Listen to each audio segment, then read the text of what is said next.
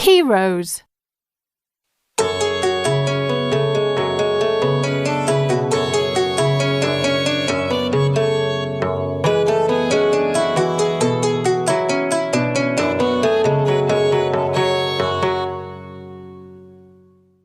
Borijan Momishuli was born in Minbulak village in Jambil region in 1910.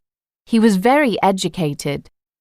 Borijan began working as a rural policeman, but after a few years he joined the army and became a military leader. He fought in many battles and was famous for his bravery.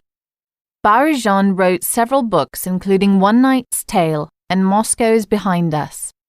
To this day, people remember him as a people's hero of Kazakhstan.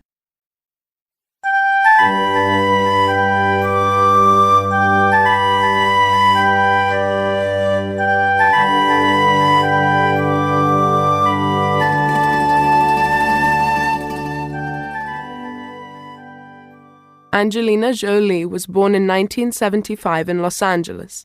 Her father is called John Voight, and he is a famous actor. In 1991, Angelina became an actress too, and acted in many films.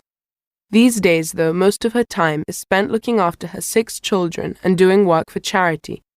She also works for the United Nations and helps the poor people from countries at war.